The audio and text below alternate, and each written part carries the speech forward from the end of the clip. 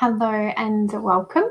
My name is Jess Xx and I am going live on YouTube, my business page, and in my Facebook group.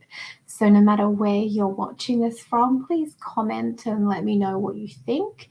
And if you feel like this information can help people, please comment and then also share, because that helps me to get my information out into the world. And this can also be helping more people feel like they understand the mother archetype more. But also I'm going to be talking about mother hunger, which is an incredible term I just learned about. So the beautiful Red Table Talk with Jada Pinkett Smith and Willow Smith and their grandma. I think they call him Granny. So they did a talk on mother hunger, and I watched this episode and I had like so many light bulb moments, because I teach and I talk with my own clients about the mother archetype, but I hadn't really termed it and framed it in a way which is called mother hunger. And I'm just going to spend a moment to recap what I watched on the episode so you can understand a little bit before I go into the mother archetype. So there's an incredible woman called Kelly McDaniel, and she wrote this book called Mother Hunger. And in it, she talks about how there is 3 pillars or 3 foundations that every child, whether it's female or it's male, needs from their mother. Hey, beautiful DJ, it's good to see you here. So the 3 pillars that a child needs is nurturing, protection is the second one, and the third one is guidance. So nurturing is the comfort, the hugs, the words of love, feeling that your mother can be there for you. So it's skin contact, it's words, it's encouragement, it's patience. It's that feeling that no matter what I do and how much I push my boundaries, I'm loved by my mother. The protection aspect is, we all talk about that fierce protectiveness of a mother, like a lioness with their cub. And that ties in with the archetype. But the way that Kelly also labeled it, I thought was really interesting, was on a primordial level. A baby and a child doesn't like to be left alone, because in the past, if you go back to a hunter and gathering, or even a couple hundred years ago, you don't have to go back that far to the Stone Ages. A couple hundred years ago, if you were left alone, you were vulnerable to prey animals if you're out there, to the climate, heat and cold. So a baby craves to be near you so that it feels protected. And then the third pillar is guidance. And this comes in more later in life, in the teen years and into adulthood. And this is where you feel safe enough to go to your mum for guidance when there is like big decisions to be made. But it's also the guidance that you need to pass on to your daughter so she goes and makes healthy decisions and healthy relationships. Now, I personally feel like guidance is kind of lacking in a lot of ways, because what happens is we, as parents, will kind of put our fears, our projections, our woundings into the teachings and the guidance. in a not so healthy way, and that can make the child who's blossoming into a young man or a young woman to be hyper focused on just one aspect as they're growing, which it makes about the parents' experiences and not a holistic, these are the tools that you're going to need as you're going forth. So I could really see in these 3 pillars how each one of my clients in some degrees has trauma in all 3 areas really badly, or sometimes 1 or 2 areas not so much, and maybe just 1. They might have had the nurturing and the protection, but they lacked guidance. So in this episode that I watched, she talked about John B.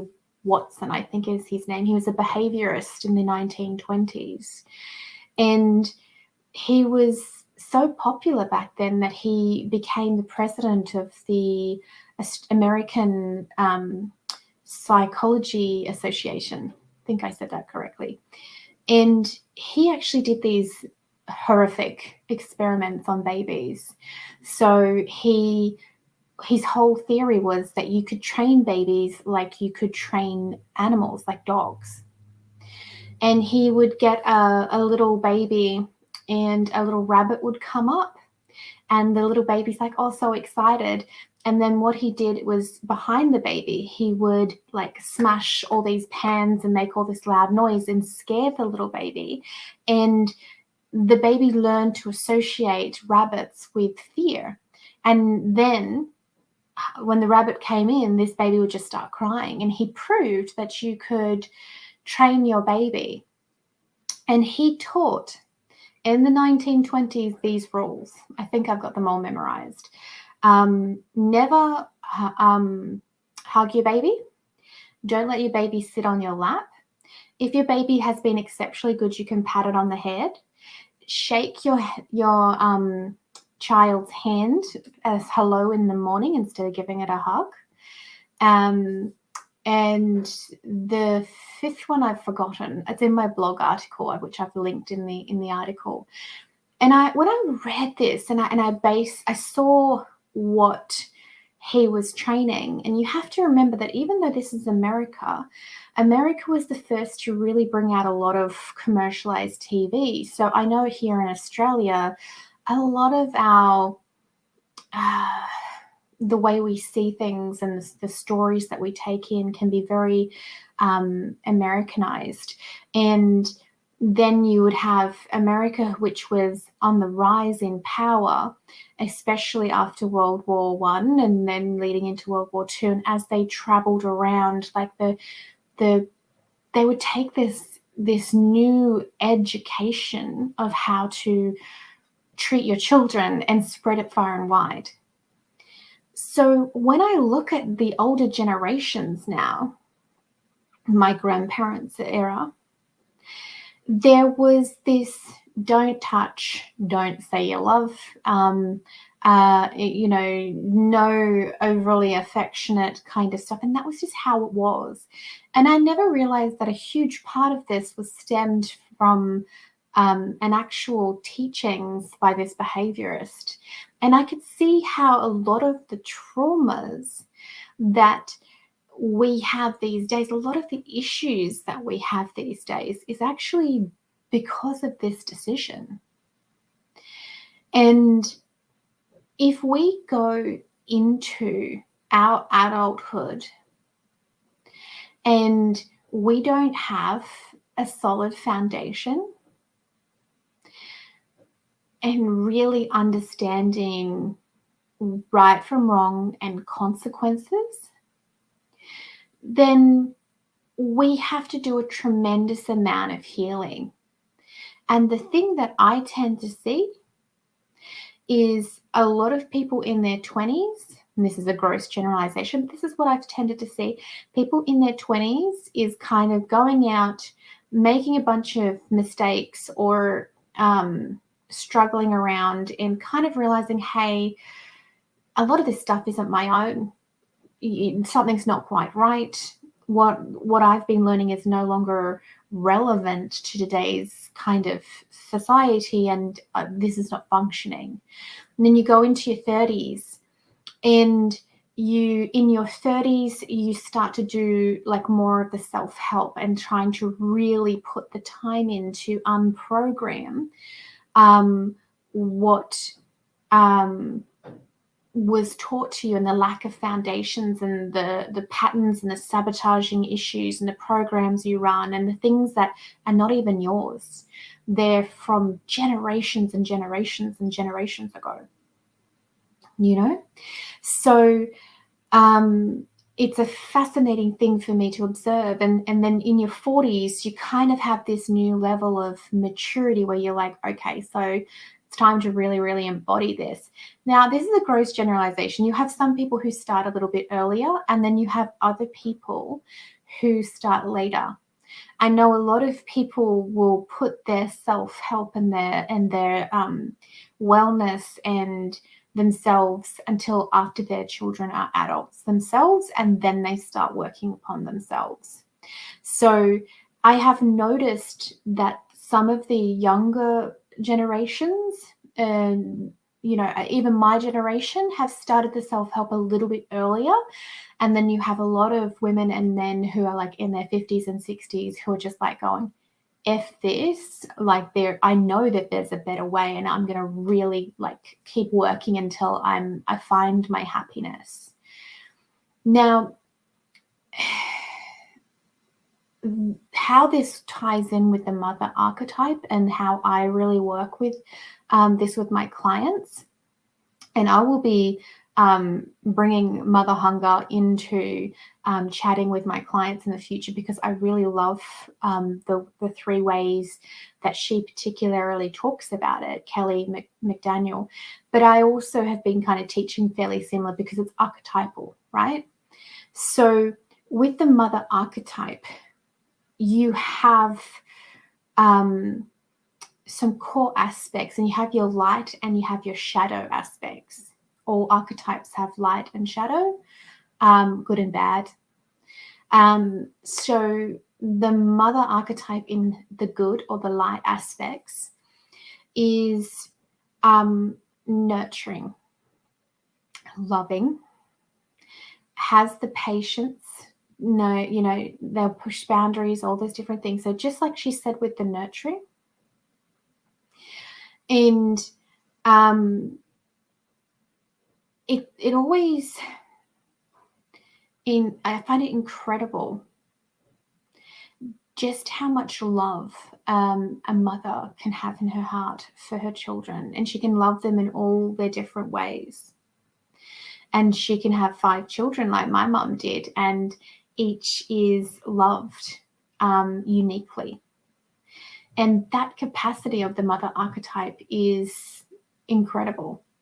You can have that nurturing to also go into animals and into other people. You can have somebody who hasn't got children and they can have a really strong mothering energy. Well, that is the mother archetype. It's just not had children. The person just hasn't had children. So it's caring. It is affection. It is supreme nurturing. And that is, in essence, that first pillar that she talks about with mother hunger, but I've always just put it in there with the light aspects.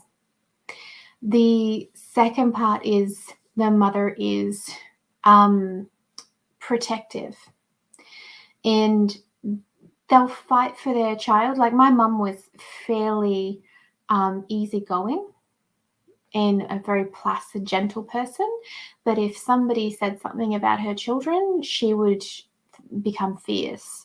And we've got 5 in our family, and she doesn't allow one child to really bitch about the other child too much. She gets fiercely protective of the other one. So my mum's in her 70s and she's still being protective. So those are the parts that I really teach the most. You need to feel like you can go to your mum at any stage, and that you're going to feel emotionally and physically safe. Now, the archetype of the mother in its shadow aspects is smothering. It's when you can become so protective that you are blind to the child's faults, and then you don't actually hold them accountable. Hello, beautiful Karen, and hello, beautiful Peggy. So a lot of codependency can form if the mother archetype is in shadow as well. And you can have, I mean, let's be honest, there can be abuse and there can be neglect as well. Just, it's in real shadow, not even just accidental shadow because they're thinking they're helping. So the fascinating thing about archetypes is when they're energetically connected in our field. So you've probably heard me talk about this many times. So archetypes are a language in the global unconscious. I can go to any country on the planet and ask them, what are the aspects of a mother? And they're all going to say the same thing. What are the aspects of a teacher? And they'll tell you this is what a good teacher is and this is what a bad teacher is. What are the aspects of a thief or pirate? And total different languages, and they'll describe the same things. It's a unconscious language, and on the energetic realm, what happens is we are plugged in to these archetypes. Now, you can have a baby born and they're a few hours to a few days old, and they don't have any other archetypes really coming on except that I am the child and I am archetypally connected to my mother and or father. So you can have a baby and it knows there's something wrong with its mum. My mum is not loving me. So the nurturing part is gone. My mum is not touching me or wants anything to do with me. And you can feel unsafe. I've had clients that I've helped that have memories of abuse, and there's something not quite right. And from as young as their earliest memories, 2 and 3, particularly around the 3, that tends to be when you have more lasting memories. But I've had other clients whose mum has mental health issues. So there was this sense of something's not right with mum. She's in bed a lot from the earliest memories. Now, I want to make it really clear here. When we are looking at these types of subjects, like our mothers and our fathers and our grandparents, it's useless to judge them. It's powerful to understand them.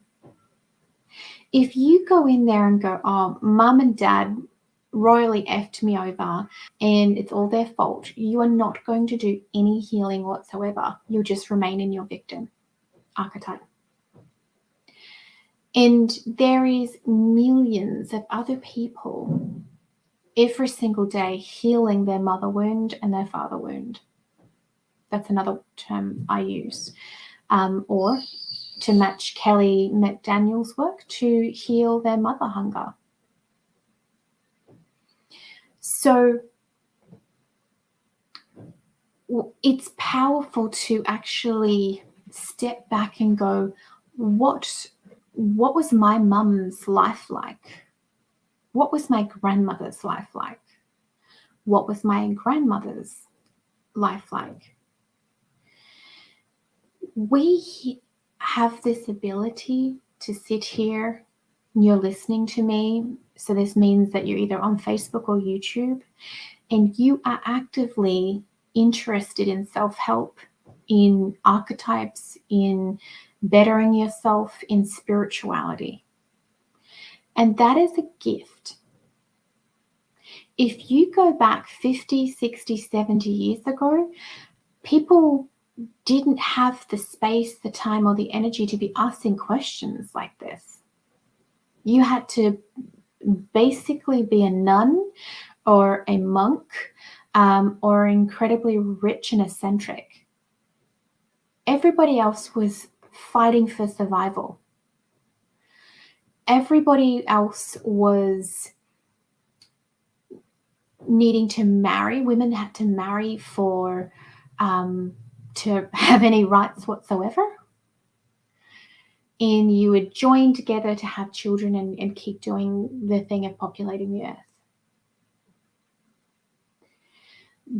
It was rare for women to go, I don't want to have any children. Men who didn't want to have children were pressured to carry on the family name. We can't judge the previous generations because we haven't walked in their shoes. It's a useless waste of your time. But what you can do is go, you know what? I do have issues. I did feel like there was something wrong with my mum. She did not provide me with the loving nurturing I needed. I didn't feel safe. I didn't feel like she was there to protect me, and she gave me no guidance, or she gave me bad guidance. That's your history. That's your past. That's your herstory. And you're not confined to just that. There's millions of people each day healing. And it's just a matter of learning, understanding, and alchemizing. In the episode on Red Table Talk, and Kelly McDaniel, she talked about, well, what do you do if you were born and you didn't have a mother? She died in childbirth, or she completely abandoned. So in those instances, she actually said that she suggests to create kind of like a celestial mother figure. And I thought that was incredibly interesting, because something that I work with my clients, this has been wonderfully confirming for myself. I'm going to just put that out there, because I'm not a trained psychologist, but by tapping into the archetypes and working with them and understanding them, I've actually been really helping in the correct ways, because I don't make just a one celestial mother figure. I actually suggest different goddesses with specific archetypes that the client needs. So if you need to let go of narcissists in your life, if you need to recover from narcissists in your life, then you might want a fierce goddess. You might want Kali. You know that you've got to make a lot of changes, bring in Kali. You might want incredible mothering. So you might want Durga or Mother Mary or Kuan Yin. You need absolute compassion. You might need alchemy, and you want to activate your psychic abilities, and you want to feel connected to spirituality. So you might go more with Mother Isis. And, you know, she has many different aspects to her, but one of hers is the magician, the alchemist. if you're wanting to activate more of a priestess archetype within you and being of service, beautiful Mary Magdalene. So I've actually been doing what she suggests with creating this connection to celestial goddesses to give soothing energy to the wounds within them, and to actually acknowledge that there is issues and trauma here, and you can't go blaming, but you can start making plans to heal. Hello, beautiful Urslam, and you're most welcome, Peggy and DJ. I'm so glad that this is really like landing for both of you. So the other thing to also remember is there's mothers out there who've had to take on the archetypal role of the father as well. So not only are they trying to nurture, protect, and guide, but then they've got to take on the role of the provider and the disciplinarian. I actually believe most mothers do most of the disciplining, but then when the child is putting their boundaries and asserting their boundaries and trying to see how far they can push you, that's when you bring in the father figure with like, all right, we're going to call dad. And dad is that is the way that you're letting your child know we're done. We've reached the capacity of how far you can push me, and we're now calling dad. So I actually feel like the mother does a lot of the disciplinarian work, and the father is the person you call upon when, okay, we're bringing out the big guns. And many times the dad just sticks their head around the wall and goes, hey. And then the mum goes, oh my God, I've been trying to do this for an hour and he does it in a couple of words. What's going on? But it's the archetypes. And it's actually the child getting that confirmation that they've pushed you far enough. So you imagine if there is no father figure and the mother is having to archetypally do both, how stretched thin she is. So there is a chance that there is quite a few beautiful people who will watch this in the future, and they'll go, oh, you know what? I didn't have the nurturing or the protection and maybe even the guidance that I really would have liked and needed. But, my mum was doing 2 different roles, and she had this mental health issue, or she had this trauma from her own parents, her own situation. But the most powerful thing that you can do is to actually break the cycle. So I'm going to share something very personal. My mum had a lot of trauma when she was young. So her father was murdered when she was 2. My real grandfather. Ooh. Anyway, so that's actually a lot more emotional to say publicly than I ever imagined. But my grandma had 5 children, and she remarried and had a 6th child to my step grandfather, I suppose you would say. He's all I ever knew. And he took on 5 children and a wife, but he was also a very stern man. And I have a lot of respect for him. And he was a product of his generation. But at the same time, that's a lot for my mum to go on when she was only 2. She was, post-World War II, so going through the Depression as well. So there was just a lot going on for my mother. And she was raised as a product of her generation. So there's a lot of rules, a lot of strictness. these days you would say that what happened to her was abusive, but in those days it was very common. You know, here are the rules. You're gonna get hit on the bum if you don't do this. You go wait in the bathroom, and you know you're gonna get a hiding. Very common back then. Very and naughty and not okay these days. So I will forever be grateful to my mum, because my dad also had a lot of his own traumas growing up with his father. My grandfather had alcohol abuse problems, not good ones. So he abused alcohol. I said it around the wrong way. And my parents sat down before they had the 5 children, before the very first one, and they said, you know, we're going to change it. We're not going to treat our children like we were treated.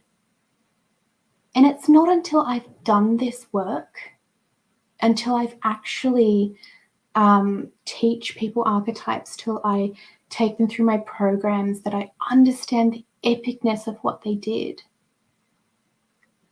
Because they broke the cycle.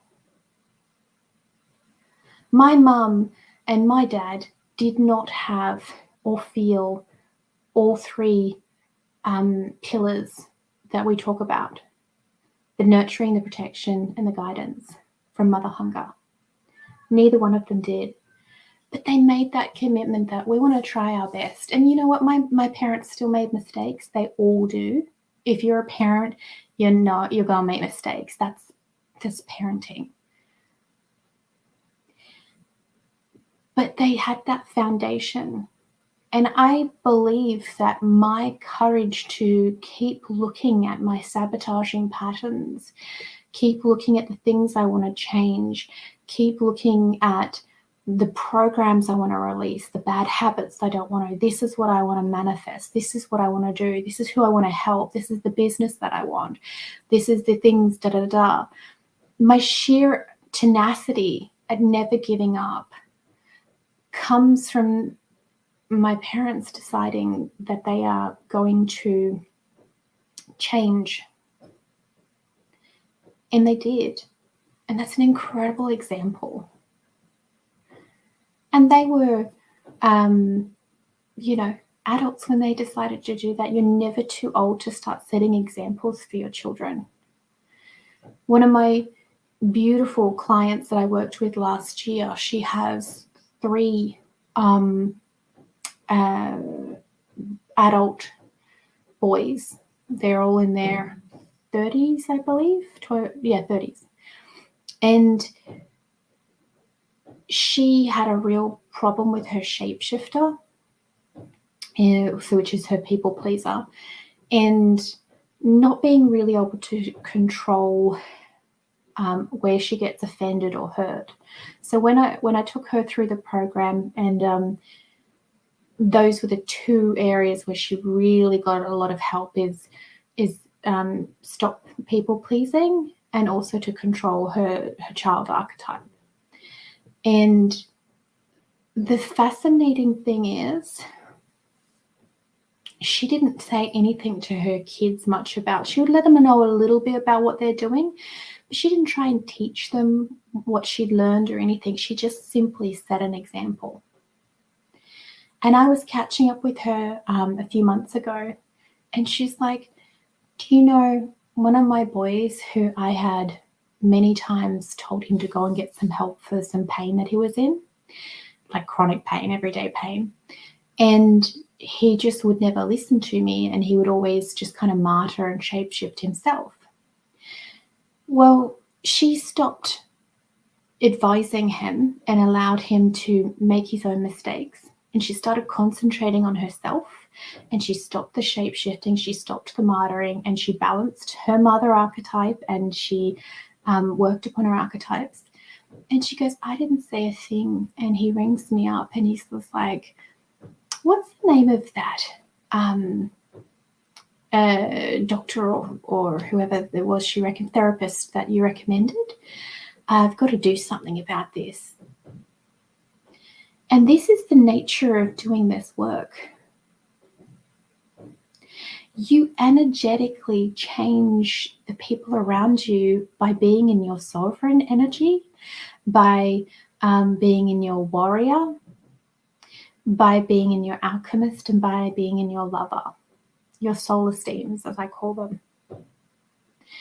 Making decisions for your own self, and other people see you doing that. Having the sheer courage to just not giving up, to always, this is what I'm doing, to healing, whatever, the warrior energy. The alchemist, you don't give up. You know, if something's going wrong, you just find another way. It's all data.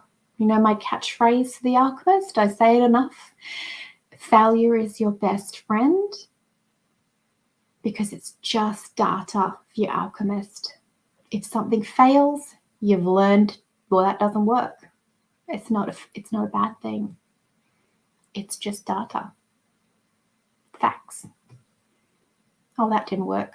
Let's go to the next experiment. They see that. The people around you see that. And the lover, you love yourself enough to put yourself first. You're not trying to martyr. You're not trying to shapeshift and people please.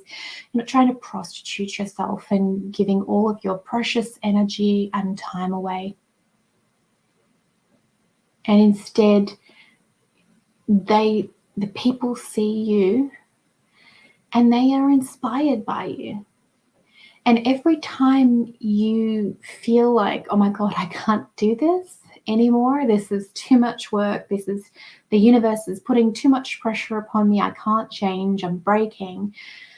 You just remember that there are people who are watching you and they are inspired by you. And all you got to do is just not give up. And I think that's the key to working with mother hunger and mother wounds and the mother archetype, is identifying, okay, this is what's going on. This is how I felt. And these are the strategies and things I'm going to do going forth to heal my mother wound, to find out exactly who I am. And that's what I love doing with people, is helping them find out who they are through archetypes. I just wrote an article for a magazine. It's coming out in the next edition, so I won't say too much about it, but it's called Owning Your Labels, Not Being Confined by Them or Defined by Them. I think it's confined by them. And it's funny because people go, oh, I'm so much more than my archetypes, or I'm so much more than my astrology, I'm so much more such and such. And they don't like labels because they feel confined by them. He, she, gay, straight, black, white, Republican, Democratic, my archetypes, my astrology, I'm so much more than those. And then they'll tell me that they're a multidimensional being and they can co-create different things. And I don't have the heart to say to them, you're rejecting those labels because they make you uncomfortable, but then you're giving yourself labels because you're comfortable with those ones. So I don't point out that it's hypocritical because they weren't in the space to hear it. But if you understand your archetypes, you understand who you are. And if you understand who you are, you become emotionally free. If you become emotionally free, you can manifest. If you can manifest, you can become financially free. If you're financially free, you can do whatever the hell you want. It is finding and identifying the blockages. If you have a poverty-lack mindset issue, that's one thing that you got to heal. You don't give up until you've done it. If there is a money block, you don't give up until you've got on the other side of it. If it's a self-worth issue, you love yourself enough until you've got yourself out of it. I hope this has been incredibly helpful for you. If you have a mother hunger or a mother wound, I would love to hear from you. You can write in the comments below if you found this helpful, and if you feel like it would be beneficial to anybody to hear these words. Half the time when we're going along, we feel like we are alone in these journeys. But there's millions of other people going through it. And it's really encouraging to see that. So let me know what your thoughts are and how you feel. You can message me privately if you do not want to write any comments. I'm always very active on Facebook. And if you go to my website, www.jessbeard.online, there's all my programs and stuff on there as well. So there's one about shape-shifting. I've also got group coaching coming up, or there's my private coaching. If you have issues and you need help, I would always love to help you. If you just want support and connection, then just join my group. I really would love to know if this has helped you. And if you feel like sharing it to somebody who needs to hear these words, you are not alone. Not in any shape or form. We're all healing together, and we're all healing layer upon layer upon layer, and we're doing this. So I'm sending you all much love. Oh, that's perfect, Peggy. You just watched the beginning. So thank you for those who've joined me live, and I will see you all soon. Much love.